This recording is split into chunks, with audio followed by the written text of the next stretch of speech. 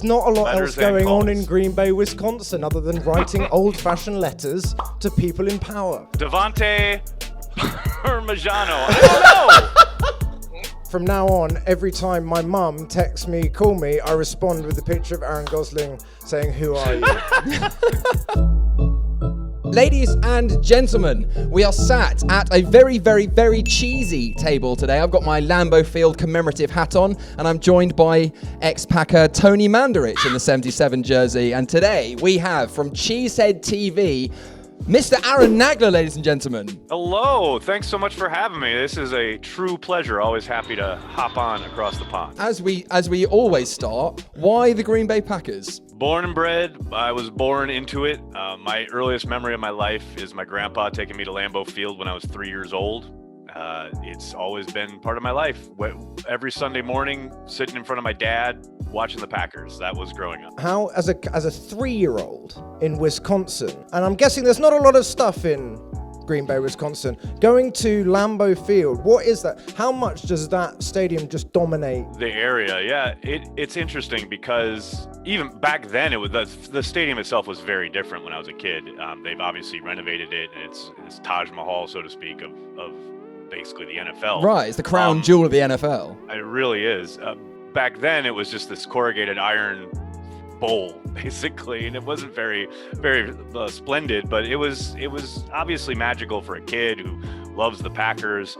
And yeah, I mean, as far as like the meaning for the town, yeah, it dominates. There's no question about it. The Packers have made it their mission over the last kind of few decades to ensure that that area gets identified with the team, and vice versa. I think the area obviously loves that team, and it's all kind of ingrained, so to speak. And I don't think they'd have it any other way on either side. And I think that's what I'm most jealous of, because I'm a Tampa Bay Buccaneers fan, and boy howdy, we'll get onto that. Wake me up inside. Wake up. And what I'm most jealous about is this like homegrown, it's the only privately owned team in the league, which is insane. Did you know that? I didn't know that. That's 361,000 people are owners of the Packers. You have to buy stock, and every kind of decade or so, they have a stock sale. And there are certain limitations about when they can offer stock, how they can offer it, and what they can use that money for.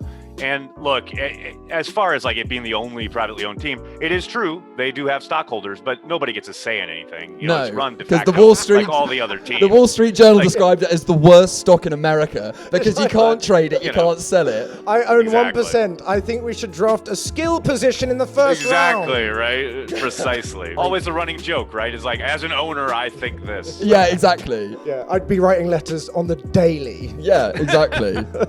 As someone who knows a good deal of the workings that go into 1265 Lombardi, I can tell you there are those folks. They do exist. There's not a lot Letters else and going on in calls. Green Bay, Wisconsin, other than writing old-fashioned letters to people in power. That's how sports should be. The town is so invested and the fans are so invested in the team, followed by the Buffalo Bills.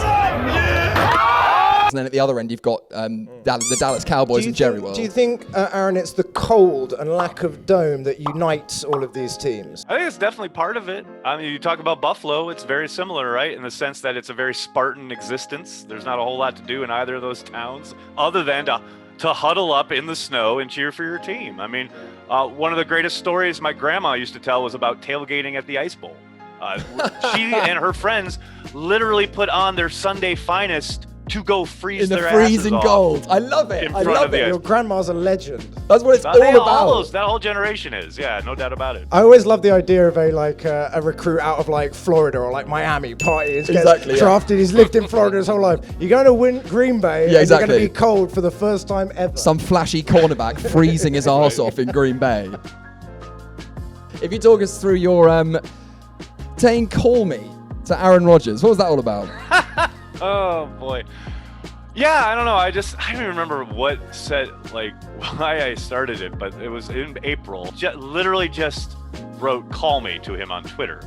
And then I think it was literally almost every day after that, I used a different GIF in a thread saying "call me," like whatever the GIF was, like from a million different shows, television, network with things, like blah blah blah. But it was always "call me, call me, call me, call me." And I think that went on for about a month.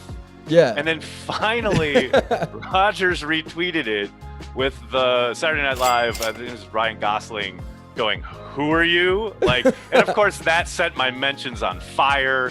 Like, everyone who hates me was like, "Oh, Rodgers burned you," and everyone who likes me was like, "Oh my God, he responded!" But the best part of that though was Aaron literally DM'd me right after and said, "You're a pretty funny dude." And that was that's it. awesome. Like, that was so he took it exactly as it was intended. It was just funny. It was just something to, because also at that time, like, we were in the throes of the pandemic, and mostly I was just bored. Well, just so you know, from now on, every time my mum texts me, call me, I respond with the picture of Aaron Gosling saying, "Who are you?"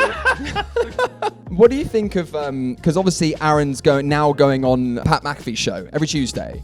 And what do you make of that? Because I'm looking at it as like, it's this new, obviously he's reaching the end of his career, and it's a completely new way for a player, which I don't think we've seen before, to be able to sit down and sort of talk very candidly about how they feel. And he seems very comfortable doing it. As a man of the media, you know, particularly who's very plugged into the Green Bay media, what do you make of that? It's funny you say it hasn't been done before, because it actually kind of has been done before by Aaron when he was I want to say, when he was named the starter around that time, he did a show called Tuesdays with Aaron for a local radio station with Jason Wilde. Yep. And it was every Tuesday. It went on for a couple of years, and then he stopped doing it.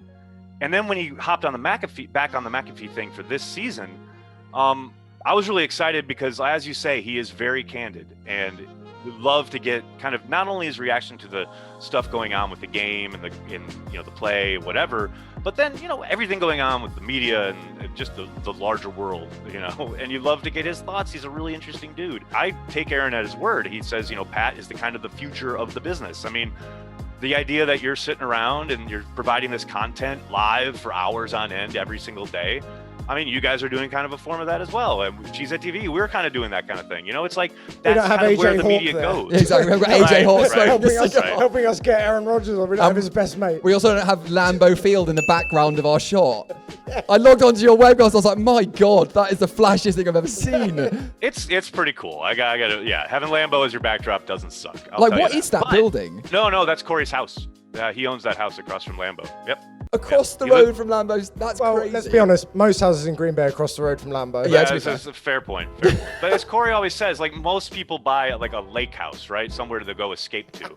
That's Corey's lake house. It's just the lake is Lambeau Field. Oh, that's such like, when he walked in and just, he would have seen the stadium from outside, but to have that window there, just gone Cheesehead TV. Yeah, doesn't matter that there's wallpaper peeling off the walls, ceilings falling in, black mold in the corner, damp, rot. Just one chair looking out at Lambeau Field. Well, what's funny is when he bought the place, that's kind of what it was. It was this really old place that had been kind of left to ruin, but now he and his girlfriend have renovated it, and it's just gorgeous.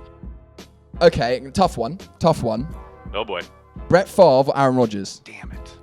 And Sophie's choice. They make fun of me on my chat because I always say it's like asking me to choose my children. Aaron is probably the better quarterback overall, but I'm going to take Brett Favre every time with this question because of the fact of what Brett meant to me when he was coming up, when he was winning MVPs. And as bad as the Packers were for as long as they were god awful for so long. Yeah. Brett was there, and he was a main driver, if not the reason they turned it around. And just to watch them go from just this absolute laughing stock of my childhood, where I literally thought they were never, ever, ever, ever, ever, ever, ever going to win a Super Bowl, to the fact that there's Brett with his helmet raised after throwing that first touchdown in the Super Bowl. Emotionally, I'm always going to connect to that in a way that I'll never connect with Aaron. And that's not a knock on Aaron. Like I said, I do think he's a better overall quarterback, but Brett just means he brought you back. He brought the pack back. I mean, in a way that no one else could have. And that's the other thing. It's like, when people want to compare the two, it's like, yeah, Aaron's, like I said, probably a technically better quarterback, but there's so much that surrounds Brett and that time that I'm not so sure Aaron would have been up to. I'll take Brett. There's a lot of talk, obviously, about the transition between Brett and Aaron, and how difficult Aaron supposedly found it working with Brett initially. How do you think that experience has shaped how Aaron Rodgers is now dealing with the addition of Jordan Love? Yeah, I do think it informs him. He mentions it a lot, being able to put himself in Jordan's shoes. And look, I love the fact that he's really kind of embraced this idea of I'm going to utilize, and because look, if there's one human being on this planet who can empathize with Jordan Love, it's Aaron Rodgers, right? I mean, there's no one else in the world who knows what the hell this kid is going through. It's literally the exact situation. I mean, so I do think he will be taking a very different tack than Brett took. And that's not to say that what Brett did was wrong. Aaron himself, I think it was last week actually, talked about, you know, Brett being right. You know, it's not in your contract to say you got to get the next guy ready. That's not what it's about. You're there to win games. And I don't doubt that Aaron will help Jordan in a way that Brett probably didn't with Aaron. That doesn't mean that Brett was wrong, but I do think it's going to be a very different vibe in the quarterback room than it was back in 2007. If you could take one player from Packers history to plug and play now in the 2020 Packers, who are you taking? Are you going wide receiver? Touchdown, Greg Jennings. No, I'm going Reggie White. I need someone to like come in there and do some hump moves, especially this year with the way Your they have boy been able Reggie. to get to the quarterback. There you go. Think about this. If you had Reggie White out there, I mean, they're obviously got a slide protection to Reggie White, and then you've got Za'Darius able to just get one-on-one against the weakest tackle of the bunch. I'll take that all day. But right now, yeah, their pass rush for whatever reason has been defanged, and They're all just like, because this is what I got from the other day. Look, the Packers were just playing off, and like that's not like the Packers, especially like 'cause if you throw it back to your Super Bowl run when you were maybe going to go to the playoffs, and then you went to the playoffs, and then had this Cinderella run, beat the Atlanta Falcons, who were the number 1 seed, beat the Chicago Bears, who better to beat to go to the Super Bowl. And correct me if I'm wrong, but I reckon that was on the strength not only of your cornerback play, but they played hard and they played aggressive. You know, you had Sam Shields, you had Nick Collins, Jamal Williams. Like, and that's just missing right now. Yeah, it's very much missing. And it's funny because it's like it has kind of been that way under Pettin. He plays this soft kind of cloud coverage, quarters, cover 3, what have you. Sometimes some 2-man where guys get up, but for the most part, they play way off. And I asked the coach about that yesterday. It's kind of mystifying why they're allowed to be on 3rd and 2. You've got the entire secondary playing 10 yards off. It's just weird. I don't understand it. It's not aggressive. It's not dictating in any way to the offense. The offense, especially if it's got a veteran quarterback like Tom Brady, yeah, you're going to be able to walk up the line of scrimmage and go, oh, okay, thanks. And then just do what you want, essentially, rather than at least trying to give them some resistance. So, yeah, that's been... And it's funny because, like, when you're scoring 30 or 40 points a game, like the Packers had been for the first month of the season, yeah, no, you don't really need to worry about it because, yeah, play off. Like, you can dink and dunk in front of us all day long, and we're not going to be worried about it because we know we've got 30, 40 points sitting in our pocket. But if you're a team that is now giving up 14 points in the blink of an eye, now it's time to try and dictate. Now it's time to try and come after Brady, and they just didn't, and it was just hard to watch. Who would you say is your like big character on defense? Because like I'd say BJ Raji, kind of like that kind of big boy. Right. Who's your big character? Well, big character, it's Za'Darius for the most part, usually. He's been quiet on the field for the most part, though.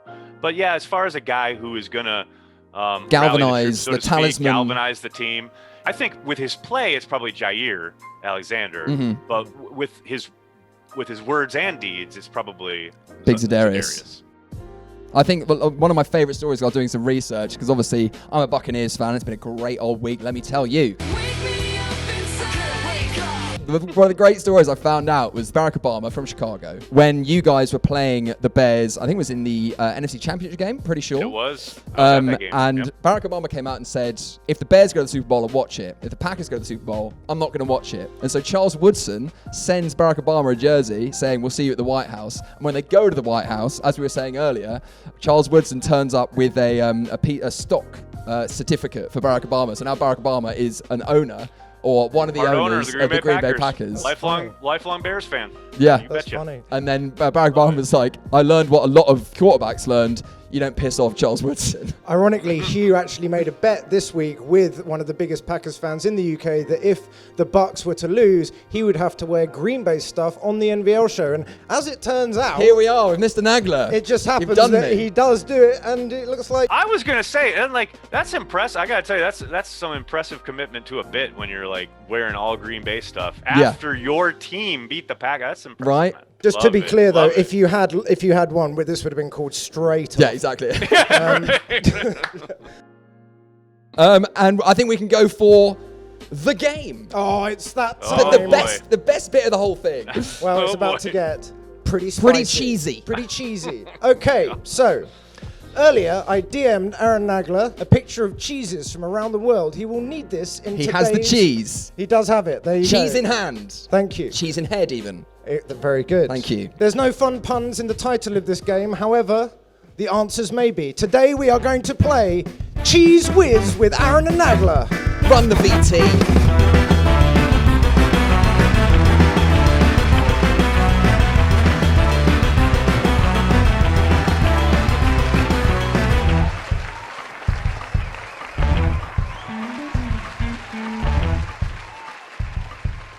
So, the way this game will work is Aaron will get asked questions about Green Bay Packers players from history. The answer will be the Packers name combined with a cheese. We'll give you an example, Aaron.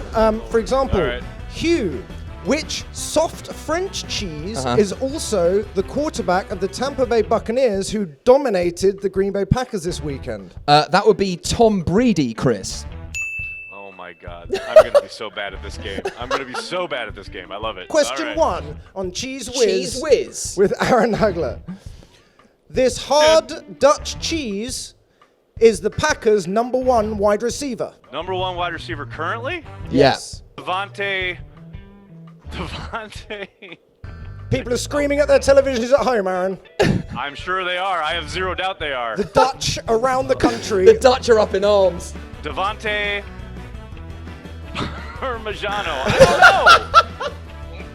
It's a hard cheese, but there's no atoms in hard. Okay, well, maybe this will help. If we give you the answer, you can see where we're coming from. I love the idea that the Packers drafted Devontae Parmigiano. That is genius. So, the hard Dutch cheese that's also the Packers' #1 wide receiver at the moment, I'm sure you were screaming at your televisions, is Devontae Adams. Okay, so never mind, you didn't get the first one, but it's okay. 0-1, but we forged back on Cheese Whiz. Right, okay. I'm all you can. in. I tell you what, I'm we'll in. give you half a point for getting the player, even though literally anyone could have done that. Devontae Could've got Parmigiano. No doubt. You gotta love it. So, bearing in mind what we know now, Aaron Nagler, Right. this soft French cheese was MVP for the first 2 Super Bowls and coached the Packers in the 70s. I think I know what you want my answer to be, but I also know what the answer should be. So the answer you want is Bart Burrata. What should the answer be? It should be Bart Goat. Oh, okay, that's a Bart point. Starr That is is a the point. goat. That's the point, yeah. I love that. The answer we were looking for was Camembert Star. That is not See, even. that's not even on. See, No, I'm on Aaron's side. That is niche. There's no way. Camembert's on there. It's like one Yeah, of but the... it's not Camembert. Camembert Star. Okay, that was a bit of a stretch. It's fine. Here we go. Right. This spicy hard cheese, known as the Forgotten Architect, was the Packers personnel director from 1950 to 1960. Well, that's Jack Venisi. There we So go. That is. Come on, it's an American cheese. It's one of your 3 cheeses, and it isn't American. It is not Jack Isn't American. Oh, it's. I don't know how you would put this, but Monterey Jack Venisi. Yes! We forged back. Now Nagler's we're back in the going. game. Here we go. Love The it. game. There we go. Oh, good. You're I've doing got well. goosebumps. I don't know about you. I've got goosebumps. Big time. That's like hitting a big third down. That is the Yep. Devontae Exactly. Parmigiano. And now, right and over now- the top. and now you're getting in the groove. So this one's going to be easy. This hard Dutch cheese was the Packers' long snapper from 2008 to 2017. Brett Gouda. Yes! Bermuda! Forging back! You knew how to play all along. You were just doing it for the drama, the narrative Oh, arc. that was- He's just shaking his head at the stupidity of Exactly, the game. yeah. Well, this makes it very interesting because there's 2 more questions, and Aaron Nagler is doing very well. We could be going for a winning record. Admittedly, NFC East level winning record, but still, nonetheless, Yes, it will get you in the exactly. playoffs. Okay, this salty Greek cheese was selected by the Packers in the first round of the 2014 draft. Salty Greek cheese. Yep, there you go. You had a Greek salad. Okay, I'll give you his position, safety. Oh wait, I think I know. Oh no, I know what you've done here. That's awful. No, it's excellent. This is wrong, but I gotta say it. Ha feta dicks. How's that? No, is it? So Is it? close. Fetaha Clinton Dix. Yes! That is Alright, awful. That is there you go. awful. Fetaha Clinton Dix. Although I like Yeah, I feta get dicks. it. That's an Alright. interesting mental Yep. image. I know, yeah. Don't put a graphic up for dicks. that. This hard Italian cheese was asked to play for the Packers by God. We've already mentioned him round this table. Yes, you have. Come on, Aaron. Come on, Aaron. Bring it home. That's what you were Send saying. us- It's Reggie White. Right. What? Here we go. Reggie, Close. So close. it's like Reggie Parmigiano all over. Almost. Almost so close, Aaron. Flip it the other way Flip it. round. Reggiano White. Yes! Parmigiano Reggiano. Parmigiano White. Reggiano White. Fantastic. Oh, there you have it. Fantastic. And with that, I think Aaron actually wins. I think you've got a winning record. Well done, Aaron. You did well. You won I Cheese just like Whiz. to create the Congratulations. drama and get Exactly, the it's big the comeback narrative going, you arc. know, it's- Well, there you have it. On a very cheesy episode of the NVL show, we've had Aaron Nagler. Go and check out Cheesehead TV. It is amazing. All the content you could ever want for a Packers fan. Thank you so much, mate. Appreciate you Wonderful. coming on. Have a lovely Not a day. problem. Thanks so much, guys.